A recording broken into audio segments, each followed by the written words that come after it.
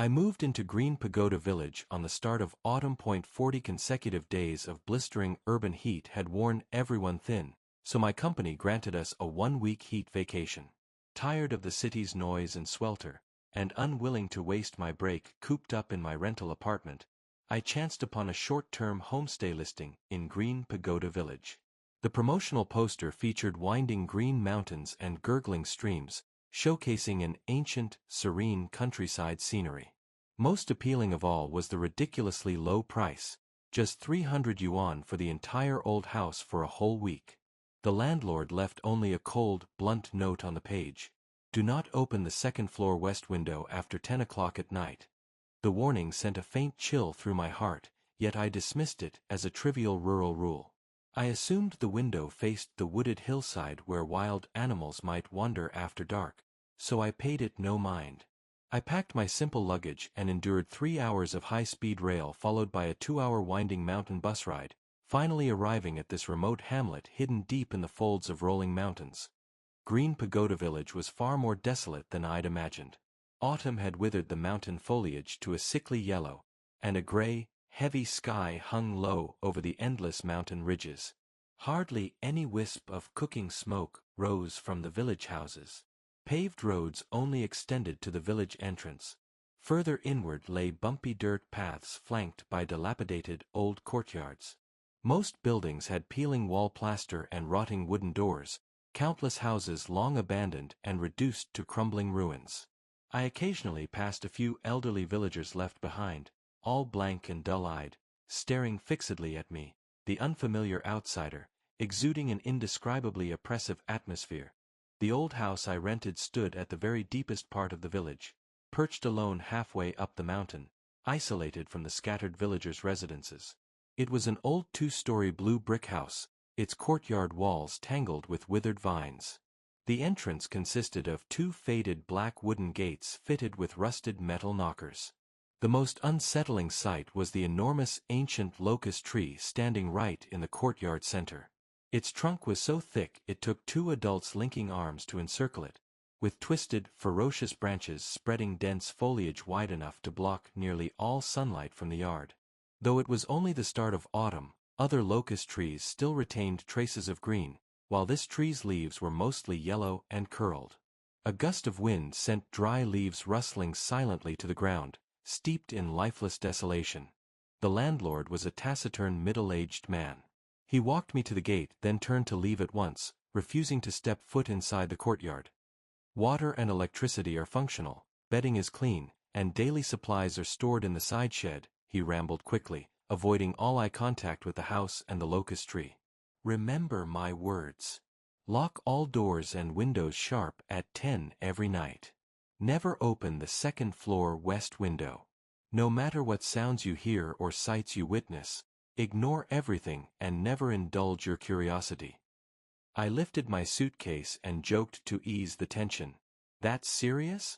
Does the west window overlook a graveyard? The landlord did not respond. He fixed me with a long, heavy stare filled with dread and pity, sending an unexplainable cold shiver down my spine. After 2 seconds of heavy silence, he muttered, "No one will save you if trouble comes."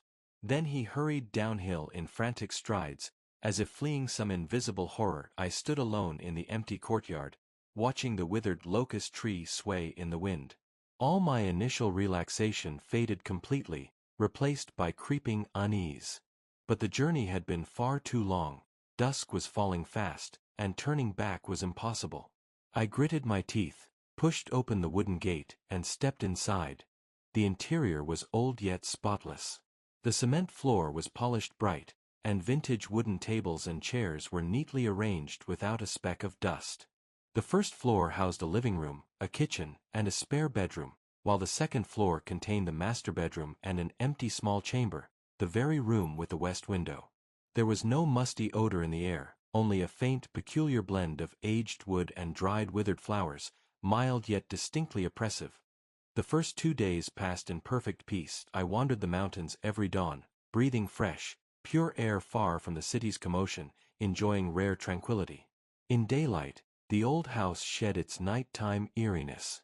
Sunlight filtered through gaps in the locust canopy, casting dappled light across the yard, ordinary and quiet. Gradually, I dismissed the landlord's warning as a rural tale fabricated to scare outsiders, even mocking my own unnecessary timidity. Strange incidents began on the third night. Night fell absurdly early in the mountains. Before 8 o'clock, darkness had completely swallowed the woodlands, plunging the entire village into dead silence. Not a single cricket chirp or bird call could be heard. I finished my shower and lay on the second-floor master bed scrolling through my phone, losing track of time until the screen displayed exactly 10 o'clock. The instant the time updated, a soft faint thud echoed from downstairs. It sounded like cloth-soled shoes stepping lightly on cement. I froze at once, my fingers hovering over the phone screen. I was the only tenant in this isolated, deserted old house. No villager would wander up the mountain after dark. I held my breath and listened intently, yet the courtyard fell utterly silent. No wind rustling, no leaves stirring, as if the sound had been nothing but my illusion. I told myself it was merely the creak of aging building materials expanding and contracting with temperature changes, a common quirk of old rural houses. But 30 seconds later, the sound returned. Tap, tap, tap. Slow, steady, uniform footsteps advanced from the courtyard gate straight toward the locust tree.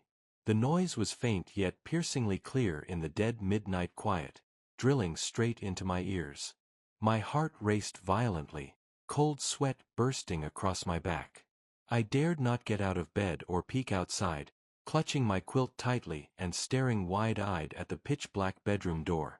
The footsteps halted beneath the locust tree and vanished entirely. No retreating steps, no further movement, as if someone stood motionless under the branches, gazing upward toward the second floor. I did not dare close my eyes all night, huddled rigid in bed until faint pale light bleached the mountain horizon. Only when crisp birdsong echoed at dawn did my taut nerves loosen slightly. At first light, I rushed down to inspect the courtyard thoroughly. The smooth cement ground was spotless, without a single footprint. Dry leaves lay neatly undisturbed, with no trace of anyone having trodden through them. I rubbed my throbbing temples, chalking the strange sound up to auditory hallucinations caused by exhaustion and stress. Bright daylight diluted the night's terror, and I convinced myself I had simply overthought everything. But on the fourth night, the supernatural occurrences grew far worse. Precisely 10 o'clock on the dot, without a single second's deviation. This time, there were no footsteps. I had barely lain down when a distinct window unlatching sound drifted from the empty west chamber on the second floor. Squeak. The harsh scrape of rusted old window hinges rang out right next door. Every hair on my body stood on end, my limbs locking rigid. I had carefully checked the empty room in daylight, ensuring all windows were tightly latched and secured with iron bolts. No gaps, no looseness at all. Who had opened the window? Mountain night wind rushed through the open pane, sweeping down the hallway and making my master bedroom door tremble softly. Immediately after, a faint, delicate weeping drifted over from the west window. It was a young woman's quiet sobbing, soft and fragile, filled with endless grievance and sorrow. The broken, intermittent cries mixed with the mountain wind, seeping through the door crack and lingering constantly beside my ears. I clamped my hands tightly over my ears, my teeth chattering non-stop, the landlord's warning looping frantically in my mind. Never open the second-floor west window. Yet the window had opened itself. The weeping lasted a full hour, cutting off abruptly without warning at 11 o'clock sharp. Right after, the neighboring window squeaked slowly shut on its own.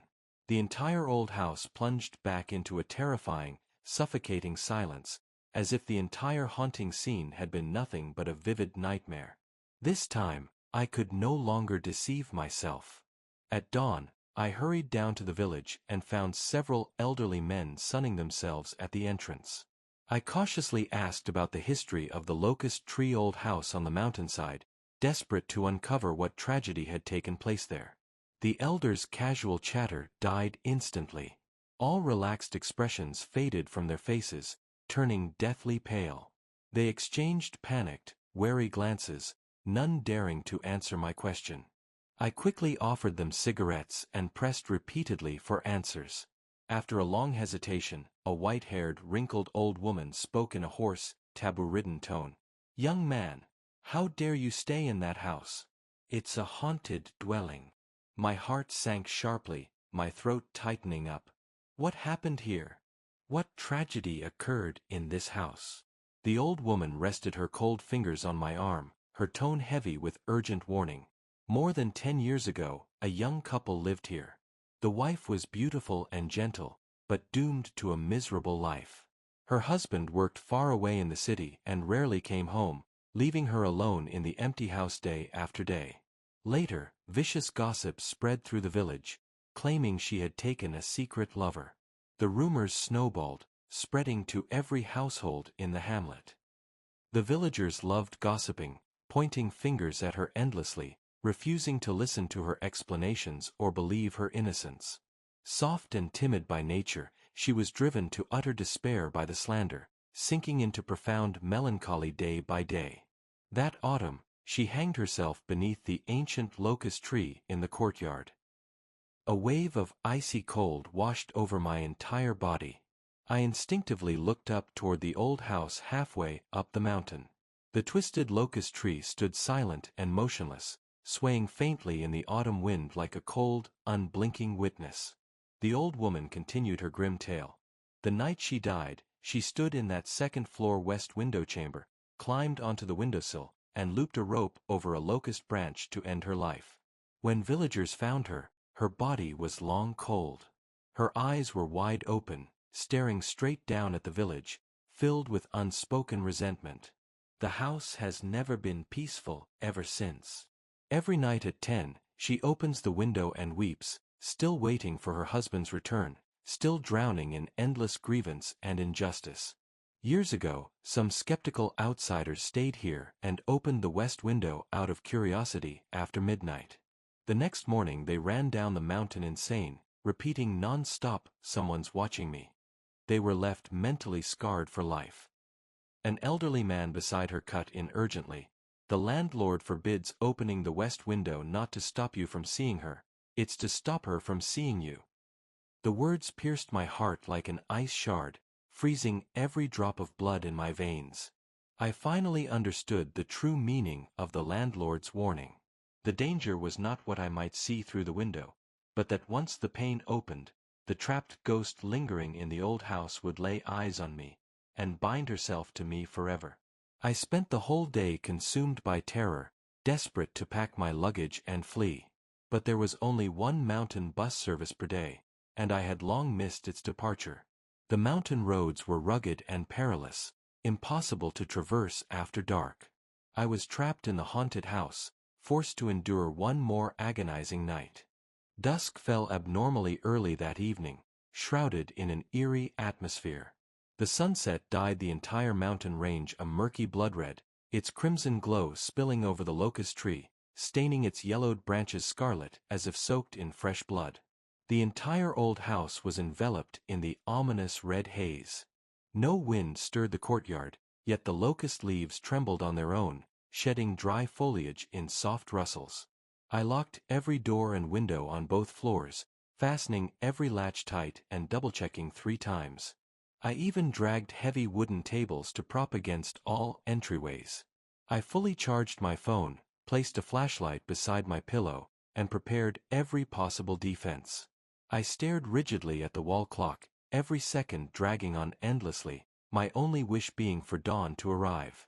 9:59. The clock's second hand ticked steadily, its echo deafening in the dead quiet house.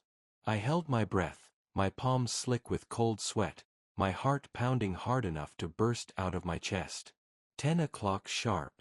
The instant the second hand clicked forward, the empty west chamber's window swung open on its own. Squeak. The harsh, hoarse sound penetrated the thick wooden doors, ringing crystal clear in my ears. Mountain night wind surged into the house, carrying piercing cold that made me tremble uncontrollably. Immediately after, the familiar sorrowful weeping rose again, seeping through the walls little by little into my bedroom. But this night, there was more than just crying. Seconds later, slow, faint footsteps sounded beneath the locust tree outside. Tap, tap, tap.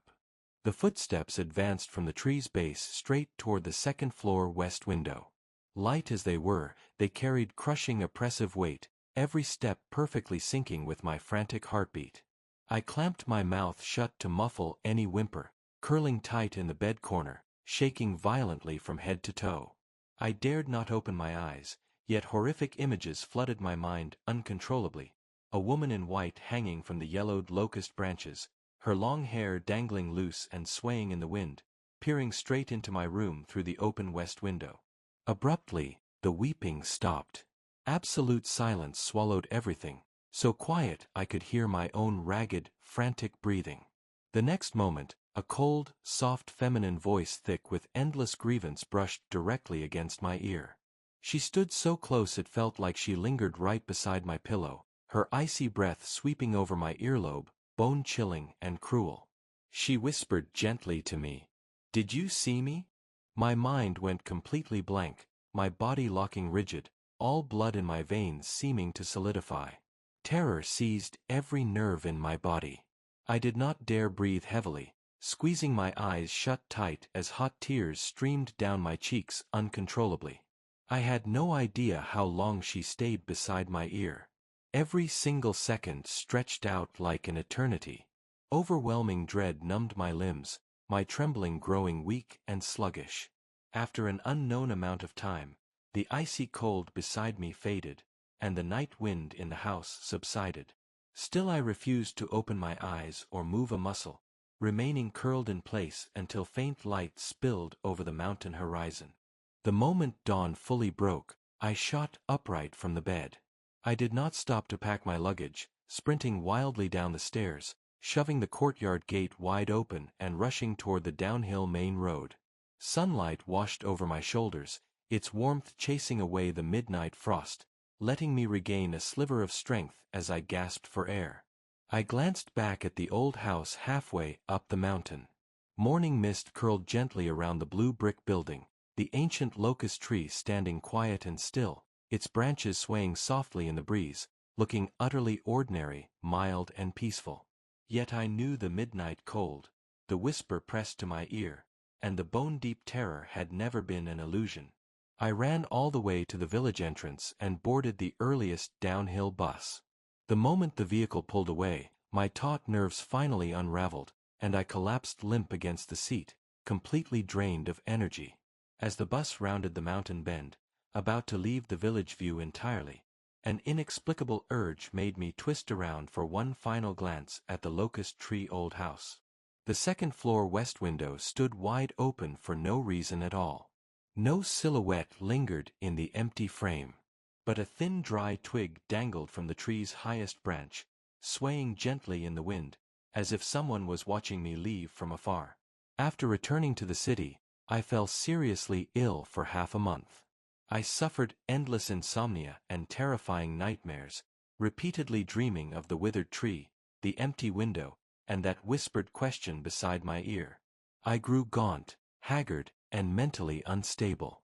After recovering, I never again sought cheap remote mountain homestays, nor dared step foot in isolated mountain villages. Yet every night sharp at 10 o'clock, no matter how bustling and bright my surroundings are, a strange coldness washes over me, and that same icy feminine voice echoes reliably in my ears, repeating the same question endlessly. "Did you see me?" Later, I stumbled across a local forum post talking about the locust tree old house in Green Pagoda Village. The poster was an eyewitness who had experienced the events years prior. The post explained that the hanged woman had never resented the villagers' gossip, nor had she ever harmed a single living person. She was simply unbearably lonely. Trapped alone in the desolate old house for more than a decade, she waited day and night by the empty window and dead tree, longing for someone who could see her, someone willing to listen to her endless sorrows. All living people feared her ghost, yet no one knew that her nightly weeping at the open window was merely a quiet plea, to ask passing strangers if anyone could perceive her unspoken resentment and suffering, if anyone could understand a lifetime of grievance and isolation. That unbreakable rule all locals dared not obey. Never open the second-floor west window, was never meant to ward off a ghost. It existed to stop her from seeing living people, to spare her from clinging to fragile hope, to free her from endless waiting and eternal isolation. From that day on, every night at 10 sharp, I instinctively glanced toward my window. Bright neon lights and bustling crowds fill the world outside the glass, yet my window remains empty, with nothing but cold dark night stretching beyond. But I know a lonely figure lingers forever beside the west window of that mountain old house, guarding the withered, ancient locust tree, waiting year after year, night after night. Waiting for someone who can truly see her, waiting for a long overdue word of comfort, waiting for an endless loneliness that will never end.